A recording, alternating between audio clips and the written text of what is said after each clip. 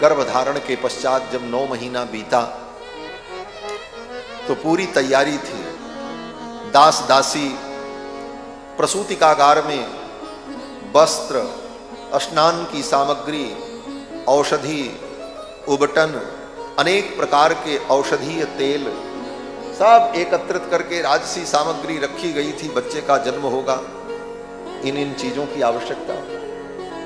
9 महीना बीत गया, 9.5 महीना बीत गया, 10 महीना बीता, 10.5, 11, 11.5 महीना बीत गया। कोई लक्षण नहीं दिखाई पड़ा कि बच्चे का जन्म कब होगा। क्या लक्षण?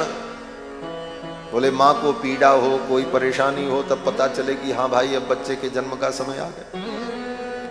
महारानी कौशल्या को कोई वेदना नहीं। जैसे कौशल्या जी रहती थी उसी प्रकार बिस्तर पे बैठी हैं, बातें कर रही हैं।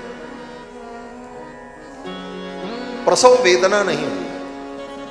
बच्चे का जन्म होता है तो मां को प्रसव वेदना होती है, पहले पीड़ा होती है, तो लोग जान जाते हैं, बोले अब दर्द हो रहा है, अब बच्चे का जन्म होने वाला है। लेकिन राम जी के प्रकट होने के समय मां कौशल्या को, कैकेयी को, सुमित्रा को, किसी को कोई पीड़ा नहीं हुई। क्यों प्रसव वेदना नहीं हुई? बोले भगवान सुखधाम है, भगवान आनंद सिंधु है। भगवान ने विचार किया मैं संसार में प्रकट हो रहा हूं लोगों को आनंद प्रदान करने के लिए, और मेरे प्रकट होने पर मेरी मां को ही दुख हो, फिर तो मेरा जाना व्यर्थ हो जाएगा। इसलिए मां को कोई दर्द नहीं, कोई पीड़ा नहीं। मां कौशल्या बैठी थी, दास दासी भी निश्चिंत थे। 11.5 महीना बीत गए, कोई लक्षण ही नहीं दिख रहा, तो लोग अपने अपने काम में लगे रहते थे। मां कौशल्या अपने कक्ष में बैठी थी, पूर्व दिशा की ओर देख रही थी। मां कौशल्या सोच रही थी कब पुत्र का जन्म होगा, कब मैं बालक का मुख देखूंगी, वो घड़ी कब आएगी। यही सब सोच रही थी और मगन थी। चैत्र का महीना, शुक्ल पक्ष, 9वीं तिथि, मंगलवार दिन, पुनर्वसु नक्षत्र, अभिजित मुहूर्त, मध्याह्न के ठीक 12 बजे मां कौशल्या अपने पर्यंक पर बैठी हैं, पूर्व दिशा की ओर देख रही थी और सोच रही थी कि मेरा बेटा कैसा होगा। इस ख्याल में डूबी हुई थी। वहां आसपास कोई दास दासी भी नहीं थे। तब तक क्या घटना घटित हुई, मां कौशल्या के सामने अद्भुत प्रकाश प्रकट हुआ। मां कौशल्या के सामने अकस्मात अद्भुत प्रकाश प्रकट हुआ, मानो एक साथ करोड़ों सूर्य उस कक्ष में आ गए।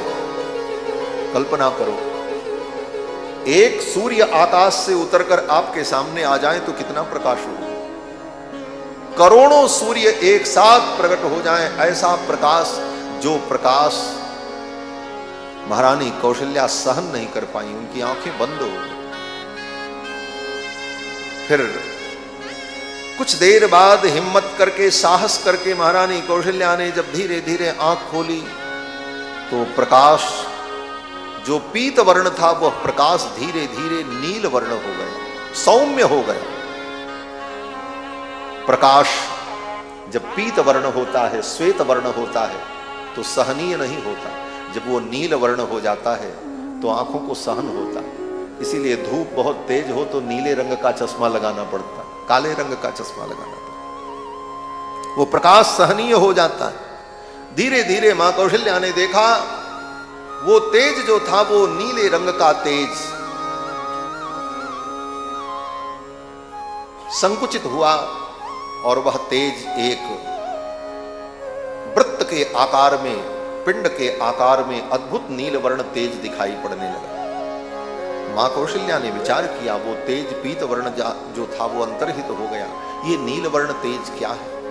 तब तक मां कौशल्या देखती क्या है कि वो नीले रंग का जो तेज था वह तेज प्रणव के आकार का हो गया। जैसे